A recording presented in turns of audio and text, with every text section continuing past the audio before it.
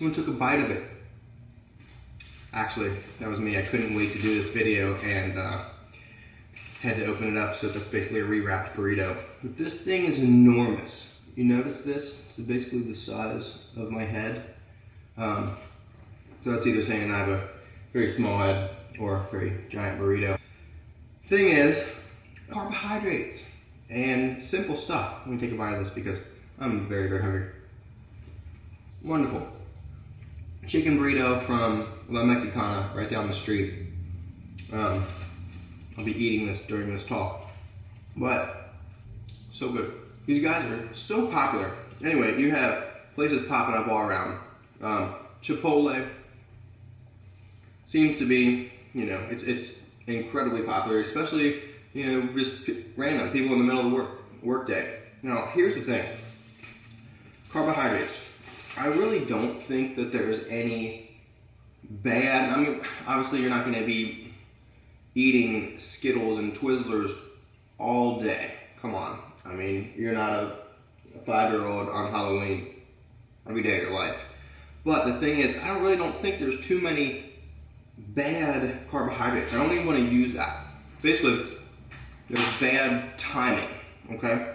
So, this thing is a really, really stretchy, yum.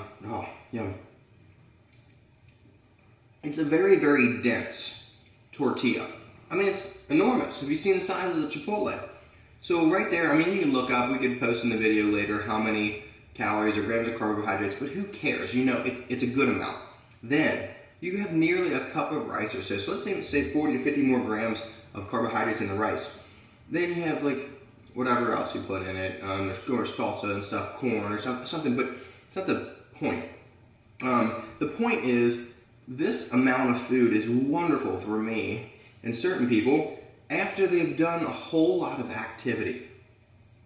What I see most people doing is going to Chipotle and having this while they're in the middle of their workday.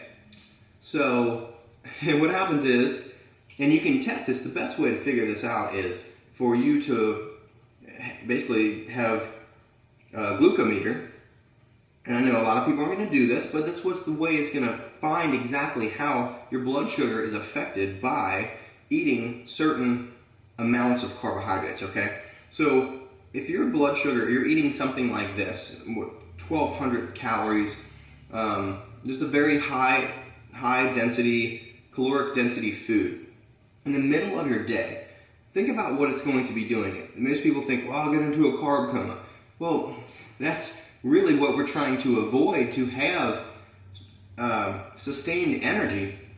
Yes, carbohydrates give you energy, but too much carbohydrates, and they can't go into the muscle and the liver and be utilized basically in your brain as glucose. It's going to get stored when your insulin gets spiked up, your blood sugar spikes, and insulin comes out, and it pumps it away. Well, fat cells will be like, hey, I got this, and pretty soon you're eating these all the time, or an overabundance of carbohydrates. It's very, very easy to store an overabundance of carbohydrates as fat. So, timing of your certain foods. I just did a heavy deadlift session. I did my 50, 106-pound kettlebell swings. Did some other stuff, did some mobilization, walked the dogs, and then I'm eating this now. I'm not eating this at 11:30, 12 o'clock in the morning, in the middle, and going to sit back down at my desk. That's not the time for this. There's other things you could have. You could get, say, the tacos or something like that. Say a corn tortilla, little tortillas, and you could just get meat and vegetables in that. And that's something that's going to be a much more beneficial for you than a giant, rice-filled and very, very large wheat, stretchy, super dense tortilla in the middle of your day if you haven't been very active. And even walking and stuff, you can walk all around, but that you're not using up glycogen, you're not using up stored carbohydrates, stored sugar in your muscle tissue. That's coming from resistance training, body weight training, all that stuff. Running, getting your doing a lot of work. Walking's great. I recommend everybody do it. But that's how, if you're just a walker and stuff like that, you're trying to lose weight, if you can cut your carbohydrates down, it's going to be incredibly beneficial for your fat loss.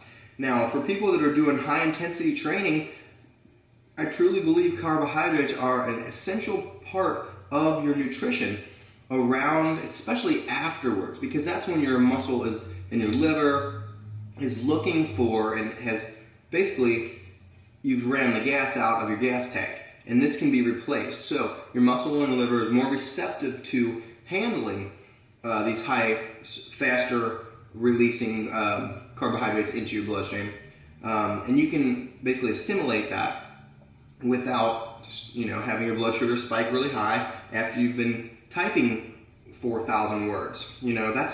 This isn't enough activity for this to go into here, okay? So I don't think there's a bad thing about carbohydrates. I think it's the timing is better. Anyway, not really into counting food, but I know that I can handle this amount of food. It's just the experience. It's time. I've done it so many times. I know about how I feel from this. So anyway,